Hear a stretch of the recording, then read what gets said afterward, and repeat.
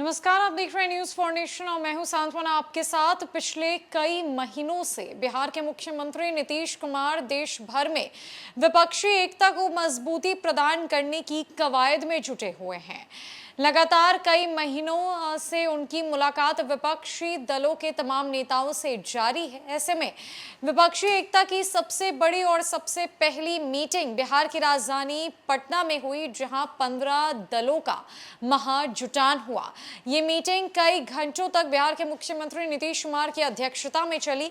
कई मुद्दों पर चर्चा हुई, कई फैसले लिए गए, बीजेपी को घेरने की पूरी तैयारी की गई।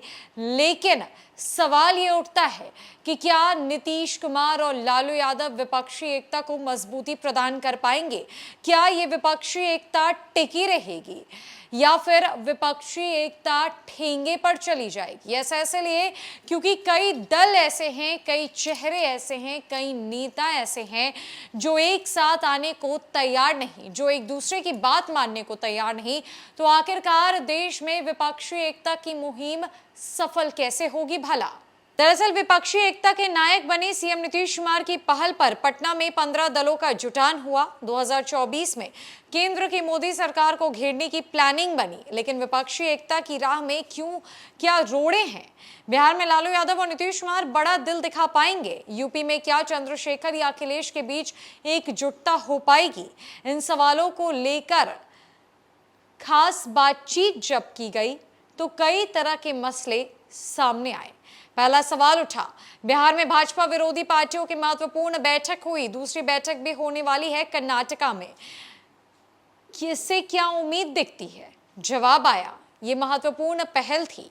15 पार्टियों के चीफ इसमें आए थे, लेकिन यहाँ की बैठक के बाद ही आपने देखा कि अरविंद केजरीवाल का रुख क्या रहा। अभी कई बैठकें चलेंगी, इसीलिए अभी कहा नहीं जा सकता कि ये कितनी सफल होगी और इसकी राह में कितनी अड़चनें आएंगी।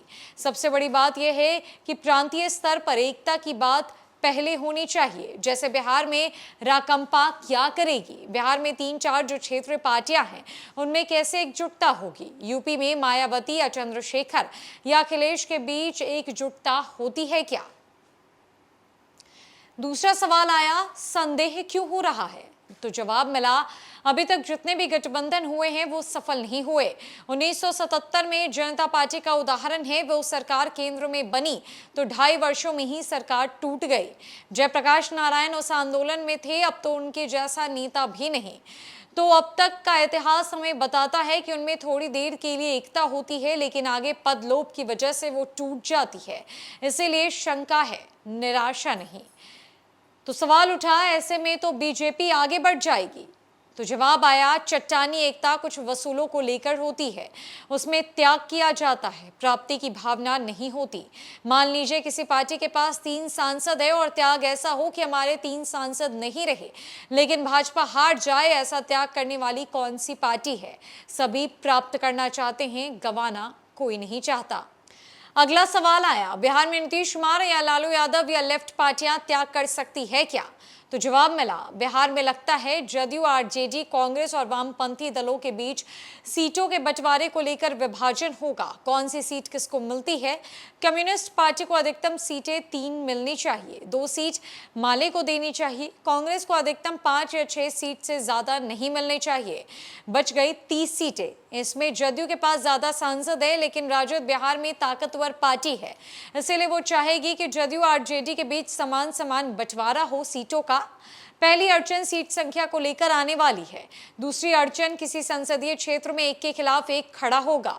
40 में 1 to 1 खड़ा होगा तो अनुमान से विपक्षी पार्टियों को 30-32 सीटें हासिल हो सकती है, बशर्ते एक दूसरे के क्षेत्र में ये पार्टियां प्रचार प्रसार करें। विपक्षी एकता की बड़ी मीटिंग के बाद कई तरह के सवाल सियासी गलियारों में गूंजने लगे हैं। सवाल ये भी कि आखिरकार विपक्षी एकता कब तक टिकेगी? कौन सी पार्टी कितना त्याग करेगी? किसमें प्राप्ति की भावना से ज्यादा त्याग की भावना है? नीतीश कुमार की मेहनत कब तक रंग लाएगी और आगे क्या होने वाला है? ऐसे कई सवाल विचलित कर रहे हैं सियासत को, राजनीति को।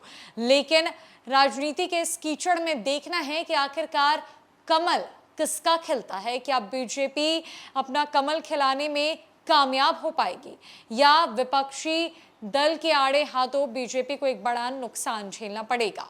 फिलहाल के लिए इस खबर में इतना ही। नमस्कार।